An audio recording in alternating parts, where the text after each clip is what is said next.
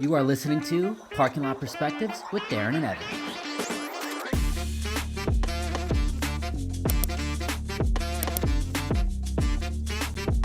It's showtime. Hey, we're back.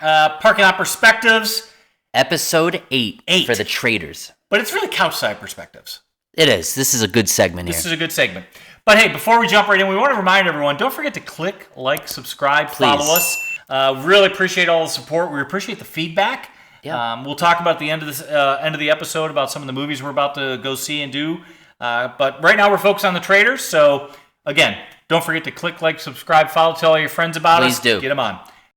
I told Evan, this felt like it was back to day one. Now that Boston Rob is gone, it was just a totally different episode. Yeah, it was a reset. Yeah, I think you 100%. said that. It's starting over.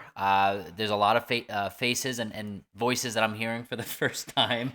Sam is one of them, which we'll talk about him and his gameplay. Sam the Furniture. Him and Ivar actually spoke. We were trash talking them, and I'm sure everyone has. I mean, they've been very quiet as a duo, and they've spoken a lot. But yeah, this opens with the breakfast, and really what we're trying to allude to with Sam, he had a brilliant idea. Yeah, so Gabby shows up first. So it was Gabby, Chriselle, Dylan, Tom, and Dolores. Dolores and Carolyn. So those were the 5 that could have been eliminated at the end of the last episode. But what they did that was really cool was they made you wait, and they brought in slow. Yeah, one by one at breakfast. And I thought that was very cool. I thought that was very well done. But to Evan's point, I'm going to let you explain, because I think what you said, Sam, the guy, I don't know if he can tie his own shoelaces, but he's coming up with a good theory on this. So what do you say? Well, because Gabby came in, right, and she said, well, I saw it's either you see Alan or you see the Traitors, which is very critical. Very true. And, Alan wears some crazy outfits, so she explained what he was wearing, like a hat, black outfit, something like that, and Sam's like, that's actually perfect. Why don't we ask all the others who are coming in to see what they saw? See if there's a slip up, if one of them was a traitor. Brilliant idea. I mean, the guy out of nowhere. He went from Velcro shoes to tying his own shoes on this one. Beautiful. It was well done, and wow, did Carolyn luck out? Yeah. Because she came in, question, right? The interrogation started, and boom, she was stuttering. I'll put a clip up, and it was as horrible. you're seeing this clip, Horrible. She was going to dig her own grave. Yeah. And Tom saved her unintentionally. He opened his mouth. He's like, yeah, well, he looked like this. Yeah, he was wearing black. And Sam's like, no. Right. Yeah, but it was a good idea. That was a great idea, and I think the only bad side of the breakfast besides anything was they were talking trash on Boston Rob. We're like, oh, thank God he's gone. And the guy hasn't been dead 12 hours. Yeah, he's still a game player, and I think he brought so much to the series. It'll be interesting to see what happens. But either way, I think Sam stepped up. For the first time, I actually saw a glimmer of hope for him and potentially Ivar. So they come all in, and lo and behold, Chriselle is the one that got murdered. Chriselle got murdered, and they did a little sequence we'll show. I mean, she was very upset. You always laugh at this. Reality TV. It's not reality TV. It's scripted. But they want to win. Yeah, they want to win. Whatever. It's a game. You get in the mindset. I used to watch Hollywood Squares. I don't remember Paul Lynn. Born. Shush. I don't remember Paul Lynn ever crying. Ever. Just saying. But anyways, she got emotional. But the best part of the breakfast when Alan comes in, he takes their pictures, says, they're gone. And he just pitches it, and he tweedledum, whatever, moves on. And he always has different sayings. We'll show the one he did this week. It was great. But one of her call-outs, because they take their hoods off, and she sees them. She actually, in her interview, she said Carolyn was surprising. Yep. She's going to win if she keeps playing the way she does, because she's flying under the radar. Yep. Danielle, not so much, and we'll talk about her later on. Yeah, so really key thing here is that when it all got together at the end of the last episode, and you hear them talking, Danielle and Carolyn still are not on the same page, but either way, Evan's right. Carolyn lucked out of not being found out. So from there, we move on to the challenge. Well, right after breakfast, right? They go into before the challenge, they go into I guess their game mode, right? They're trying to figure out what's the plan, and there's a scene. Tom had some weird edits this episode. We'll talk about that. He's talking to a statue, right after breakfast. The stag. Lord Stag. And then at the game, forget it. He was doing some crazy stuff, but he was phenomenal in the game. Everyone is trying to come up with the next gameplay, right? Because they reset, like we talked about. But Sam, again, vocal Sam, he's going back to the coffin theory. He's trying to get up to the high tops, to tie his shoes all the way up to the high tops. That's how he's getting there. Yeah. So he's saying a lot, but he's going after the coffin theory, I think it was episode 2 or 3. They had 3 of them in the coffin, right? It was Jeremy, Nikki, and Sierra. So he thinks that a traitor was still in the coffin. Which most people agreed. As they were talking around the castle, most people agreed. Yeah. So it's not something that's unheard of. So the challenge, I will say, the best challenge or game that they've done the entire series so far. So they split the teams up into teams of 5, 2 teams of 5.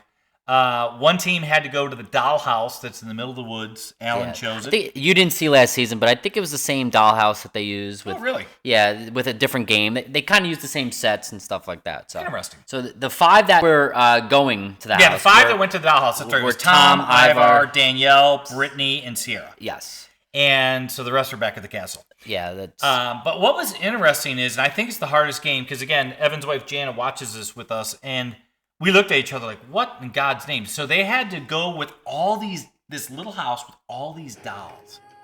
And you don't like dolls, you said. That they were creepy freaking dolls, I'm just saying. So we'll throw a video up. The cool thing was they made it to where you had to get these dolls, you had to listen to them, and you had a chance to win $20,000 for the pot. So each doll, 4 dolls you have to find, and they pay $5,000 each. Yep.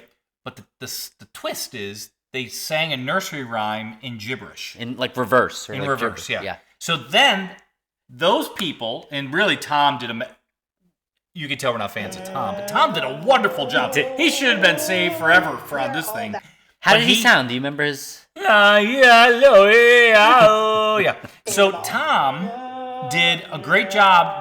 They found the different dolls, and what was really cool is inside the house, the dolls would squirt. Yeah, there was random dolls like on the walls, or they're shooting water at their faces. It was hysterical. So the catch was they had to get 4 dolls. They had to then call the castle. The castle then had to really translate into this gramophone to find out what was the nursery rhyme. They got all 4. They did, but what's crazy? It took 20 minutes or 25 minutes to get all 4, which I thought they were going to maybe get 1 or 2. It was surprising. Yeah, I did not think. I didn't think they were going to get 1, quite honestly. And what we have to say that Tom was fantastic, but at the end of the game, near the end, this is where things went awry because and Alan had told him that one of the dolls will give you a clue to where the shield is. Right. Only one shield. And Sierra, they knew it was a bear, and at the end of almost like with a minute left, she looks outside and she sees this bear and she bends down. Evan's like, man, why didn't she wait till they turn their backs and then grab it? Because like anything else, right, you want to try to stay hidden. You know, there could have probably been opportunity. Maybe they all go inside. I don't know. With the edit, maybe not with how much time was left. It just made everyone aware. Yeah, everyone knew that she had the 4 that were there with her, which, of course, one of them was a traitor. Right. Right, so that's not always a good sign. So they won $20,000 to add to the kitty at the end of the game. So now they're in the car ride home. And the car ride home, bam! Again, gameplay, they're still stuck on Sierra. Yeah, right? still stuck, side of the house on the coffin theory. Yep, because they want to rule it out. And it's like, it's so unfortunate, right, that they're going this route. But what do you do if you're in their shoes? I mean, it's not a bad play. They don't have really anything else to go off of. But Sierra makes a good push for Danielle and Brittany's dynamic, right? Yeah. They're very close. You know, Brittany was a target last time, and she's leaning that direction, Danielle. Yep. And the thing that we want to call out that I think she brought up to a couple of the faithfuls was the last words or the last person that Jeremy, who was killed in the coffin, that's right, was Danielle. And lo and behold, he got killed, right? And no one did anything about that. So that was really her gameplay after this game, try to get into people's ears, but I think the numbers just outweighed it, but we'll get to that. I have to say, I'm not this series makes me laugh, but it is good. The music in this one could be the top so far of all the episodes. Top? Okay. But I will say I did feel bad for Sierra on this. They would not let it go. Everybody was, well, what about, we got to Evan's point, we got to close that theory. It's the only thing we've got. And She literally had to plead her case at the round table. Yeah. And I got to tell you, I did feel bad for her. And, Sam comes out, he's really growing up. Yeah. And he starts talking. Yeah, and he goes. He didn't have his headband on, I don't think. Did not have his girlish headband, that is right. And a viewer of ours, Jess, called that was Britney Spears' headband that she gave him. And he called that out in episode 1 or 2. So, Jess, way to call that out. Right. I did not know that. Yeah, one of our neighbors, Jess. He's still furniture. But I think there's one thing I wanted to call out, which I thought was very interesting that they picked up on, was that they were figuring out that there were 2 traitors that they found, and they both were men. So their thought process is there's got to be at least 1 or 2 women that are traitors. They don't know if there was 1 or 2, so they're going into this round table with that theory as well. So that's very important, and that's kind of leaning towards the Sierra vote as well, because again, she was quote unquote the traitor in the coffin, and she's a woman. There's lasers all pointing at Sierra, so she starts off the round table. I mean, she literally says, "Look, you guys have opened up the coffin theory again. I'm just here to tell you, I'm a faithful. Maybe I was too strong in what I said, because she did say F the traitors."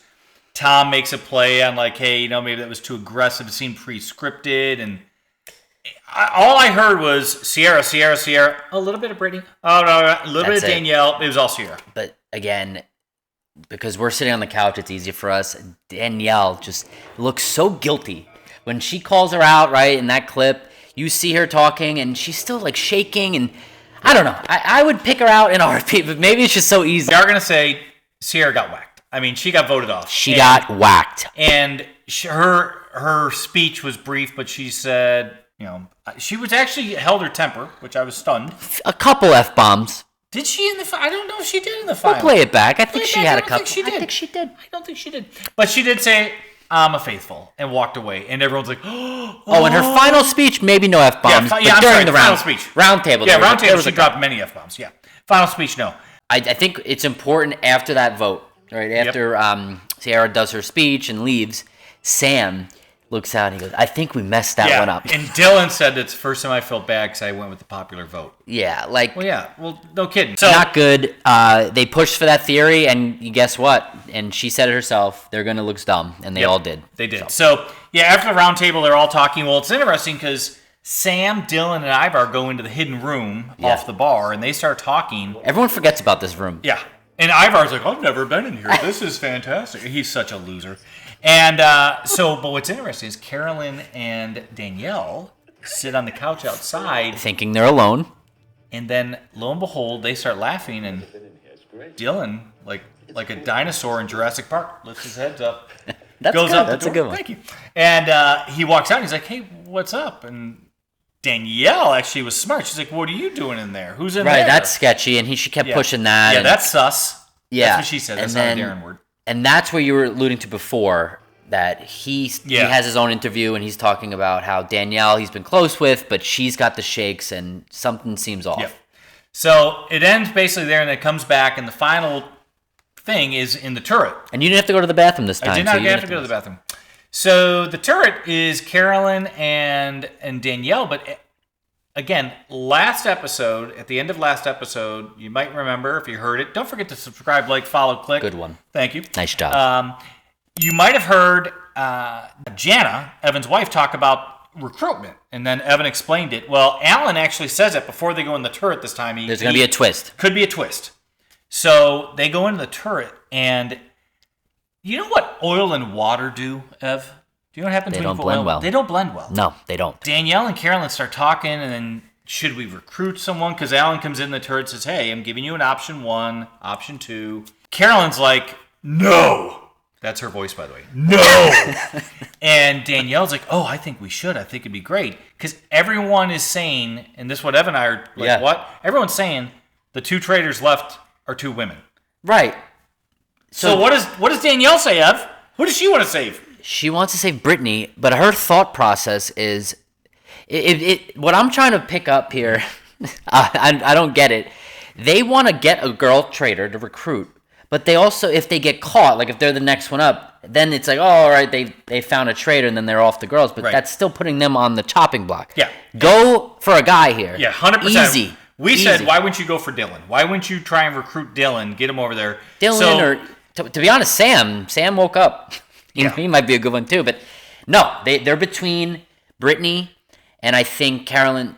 Carolyn does not want that. They have a very good friendship. She thinks they're gonna double team over Carolyn, all her decisions, which she's absolutely correct.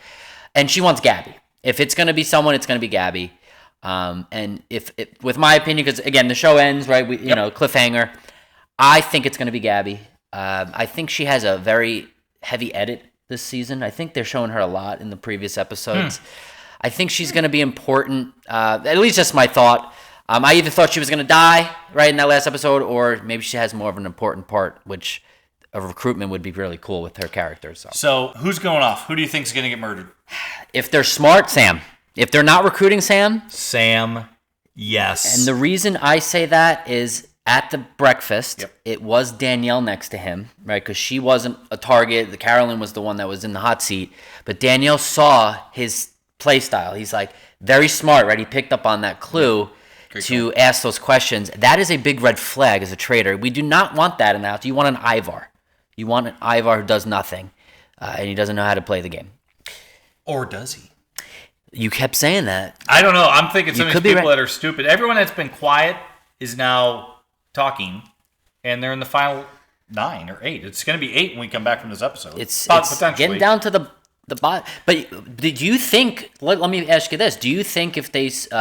I guess Alan, seduce Gabby, will she say yes? Or will she say no? Because remember, they can say no. That means they can't kill her, and now she knows she was trying to be recruited. I don't know if you knew that twist. So how does that work out then? If she doesn't turn, does she know it's those two? No, she only had a note. Oh, she only gets a note. Ooh, good twist. So they didn't really explain that for someone who's this first time he saw the show. But do you think she would actually say yes? I think so. I think she's a gamer. I think she's ready to go. Brittany, again, if they go with her, which because they say Dolores, Dolores will always be a faithful. She could not be a traitor. It's strategy. Yeah. You don't want to pick the wrong person, then they blab their mouth that they're trying to be recruited. Yeah. But yeah, that was a great episode. I think the roundtable was kind of a dud. The roundtable was just here.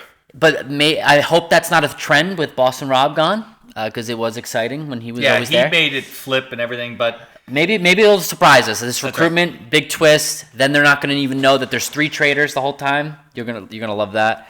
But any final thoughts? Final thoughts is continue to watch, continue to send us feedback. Yes. The series, we're going to be down to 8 players potentially, so it won't be too much longer. A couple more episodes, maybe Absolutely. 3 or 4 episodes. Some of you have asked, hey, when are you doing some movies again? Good news is, Evan and I are going to see Love Hurts and Captain America this weekend. Double feature, so we can get some new content on movies out to all of you. And we'll film some people outside. That's right. We'll get some parking lot perspectives back again. But hey, this has been fun because January is just such a blah month. February is kind of a blah month to start. But now we're getting into some movies we think have some mojo behind them. Yeah. So we're going to go see some hype. Movies. Some hype, yeah. We're still going to do the Traitors because it's a weekly show. But some of you gave us some feedback like, hey, when are you doing movies again, man? That's what's happening. Reality shows, you even said it, it's not your cup of tea. Usually. But it's this been interesting. We're going to get back to the movies as well. I mean, this is just a different segment, right? Yep, 100%. So, don't forget to click, like, subscribe, follow, tell all your friends about us, and we will talk to you soon. Yes. Bye, everyone. Take care.